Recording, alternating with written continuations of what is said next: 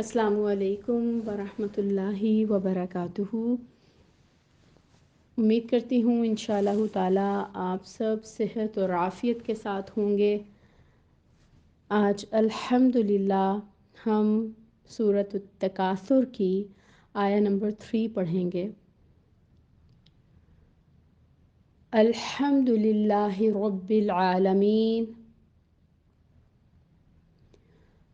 الصلاة والسلام علی اشرف الانبیاء والمرسلین وعلی آلہ وصحبہ اجمعین، اما بعد فاعوذ باللہ من الشیطان الرجیم، بسم اللہ الرحمن الرحیم۔ رب اشرح لی صدری ویسر لی امری واحلل عقدۃ من لسانی یفقہ قولی۔ رب زدنی علما، اللہم فقہنا فی الدین، اللہم بارک لنا فی اوقاتنا، آمین الہی آمین۔ آیہ نمبر 3، کلا ہرگز نہیں، سوف ان قریب، تعلمون تم جان لوگے، ہرگز نہیں ان قریب تم جان لوگے۔ آیہ نمبر 1 میں ہم نے دیکھا کہ اللہ تعالیٰ بتا رہے ہیں انسان کو کہ تمہیں اس دنیا میں کثرت کی طلب نے غافل کر کے رکھ دیا، اور یہاں تک کہ تم قبروں میں پہنچ گئے۔ اب آگے اللہ تعالیٰ کہہ رہے ہیں ہرگز نہیں، ان قریب تم جان لوگے۔ بات یہ ہے کہ غفلت کا یہ کھیل جو انسان اس دنیا میں رہ کے کھیل رہا ہے، التکاثر کے چکر میں، کیا یہ کبھی ختم بھی ہوگا؟ بالکل جی ہاں، یہ ختم ہوگا، اور آیہ نمبر 2 اور 3 ہمیں یہی بات بتا رہی ہے کہ غفلت کا یہ کھیل انسان کا آخر ایک دن ختم ہو جانا ہے، اور وہ وقت اللہ تعالیٰ بتا رہے ہیں اس آیہ میں کہ دور نہیں ہے، جس دن وہ ملک الموت کو دیکھے گا، اپنی قبر میں جا پہنچے گا، اس کی ساری یہ غفلت دور ہو جائے گی۔ سب سے پہلے آ رہا ہے اس آیہ میں کلا۔ اسکالرز کہتے ہیں کہ اس کلا میں اللہ تعالیٰ کی ڈانٹ ہے، جھڑکی ہے کہ جو تم التکاثر کی دوڑ میں دوڑ رہے ہو نا، اس سے رک جاؤ، باز آ جاؤ اس سے۔ یہ التکاثر کب جائز ہے؟ جب دین میں آپ ایک دوسرے سے آگے بڑھنے کی بات کریں۔ ہم اکثر پڑھتے ہیں نا، فَاسْتَبِقُوا الْخَيْرَاتِ یا فَفِرُّوا إِلَى اللَّهِ، تب تو یہ التکاثر جائز ہے۔ لیکن اگر تم دنیا کے لیے تکاثر کے چکر میں پڑے ہوئے ہو تو باز آ جاؤ، رک جاؤ۔ کلا، یہ ایک وارننگ ہے، یہ الرٹ کرنے کے لیے اللہ تعالیٰ کی طرف سے آ رہا ہے۔ کیا بتا رہا ہے کلا؟ کہ فور شیور ایک ایسا وقت آئے گا جب تمہاری سب ڈسٹریکشنز جو ہیں وہ ختم ہو جائیں گی، سب غفلتیں دور ہو جائیں گی، اور تب تمہیں سمجھ آئے گا کہ ایکچولی میں نے دنیا میں جو ٹائم گزارا وہ بے مقصد گزارا، بھیڑ چال میں گزارا، اور میں نے اپنے وقت کو ضائع کر دیا۔ تب دنیا کا دجل، دنیا کا دھوکہ تمہارے سامنے آ جائے گا، تمہاری آنکھوں پر جو غفلت کی پٹی بندھی ہوئی تھی وہ فور شیور ختم ہو جائے گی، اتر جائے گی۔ تم ہمیشہ اس تکاثر کا شکار نہیں رہو گے، اس ڈیلیوژن کا شکار نہیں رہو گے، اس فریب کا۔ جب یہ پٹی اترے گی تو تمہیں اپنے ساتھ خود کا کیا ہوا معاملہ صاف صاف نظر آ جائے گا۔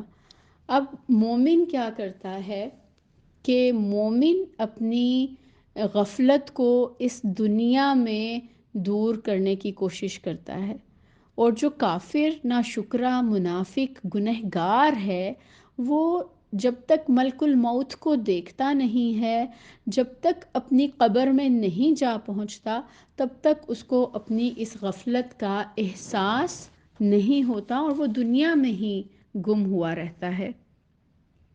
آگے آ رہا ہے سوفا۔ سوفا کا مطلب ان قریب، بہت جلد۔ اللہ تعالیٰ اس آیہ مبارکہ میں وارن کر رہے ہیں انسان کو کہ وہ وقت تم سے دور نہیں ہے۔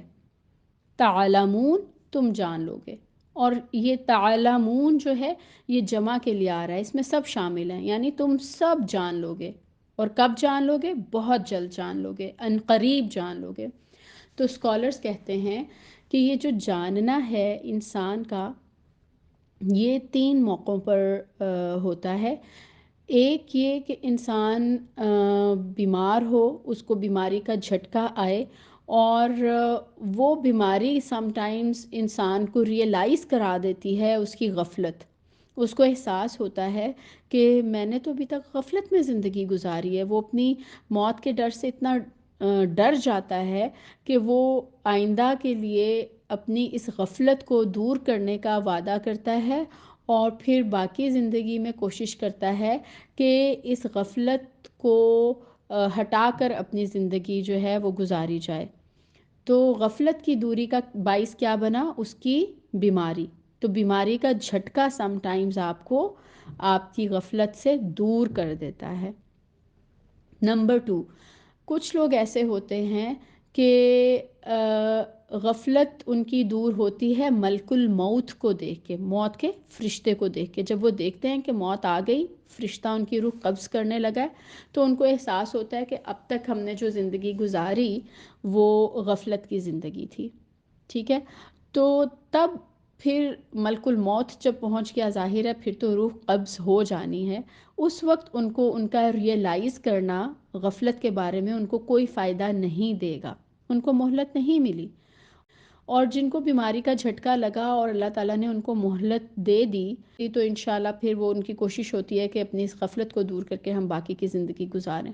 اور جنہوں نے ملک الموت کو دیکھ کے اپنی غفلت کا احساس کیا اور ان کی روح قبض ہو گئی، ان کے ہاتھ سے موقع نکل گیا۔ تیسرا، وہ انسان جب اس کو قبر میں اتارا جاتا ہے تو پھر اسکالرز کہتے ہیں کہ اس کو قبر کی تاریکی دیکھنے کے ساتھ ہی پتہ چل جاتا ہے کہ اس نے اپنے ساتھ کیا کیا ہے، اور اس کی ساری کی ساری غفلت اس موقع پر دور ہو جاتی ہے۔ تو 3 مواقع ڈیفائن کیے اسکالرز نے۔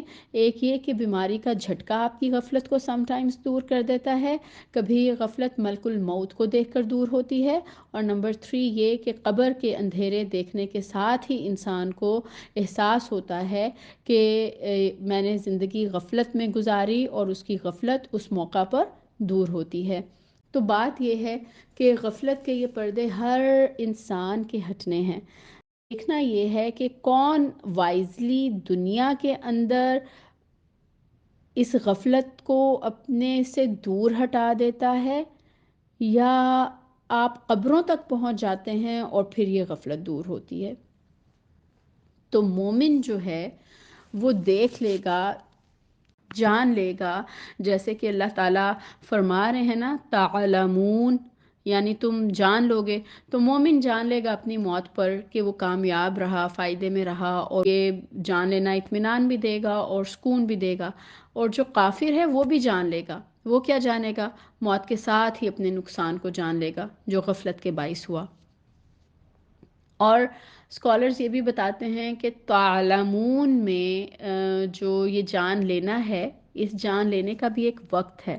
اگر یہ جان لینا وقت پر ہے پھر تو یہ آپ کو فائدہ دے گا، یعنی علم حاصل کرنے کا بھی اسکالرز یہ کہتے ہیں تعلمون کو ڈیفائن کرتے ہوئے کہ علم حاصل کرنے کا، جان لینے کا بھی ایک وقت ہے۔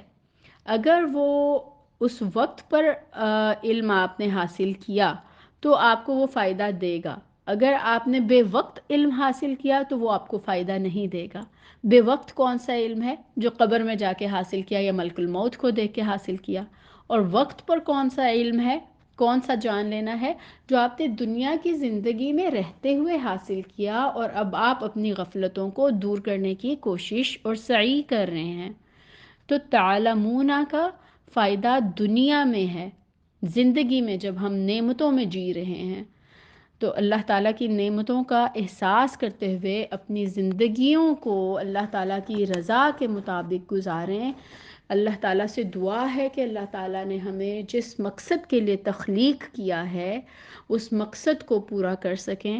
اللہ تعالیٰ ہماری نظروں کے اوپر سے تمام غفلتوں کے ان پردوں کو چاک کر دیں۔ اللہ تعالیٰ ہمارے سے ان تمام غفلتوں کو ہٹا دیں، ہماری اولادوں کے اوپر سے ان تمام غفلتوں کو ہٹا دیں، اور ہمیں ہماری زندگیوں میں اپنی اطاعت پر رہنے کی توفیق عطا فرمائیں۔ التکاثر فی المال، التکاثر فی الاولاد، التکاثر فی الدنیا سے اللہ تعالیٰ ہمیں بچائیں۔ ربنا تقبل منا انك انت السميع العليم وتب علينا انك انت التواب الرحيم توفنا مسلما والحقنا بالصالحين آمين يا رب العالمين سبحانك اللهم وبحمدك أشهد أن لا إله إلا أنت أستغفرك وأتوب إليك۔ السلام علیکم ورحمۃ اللہ وبرکاتہ۔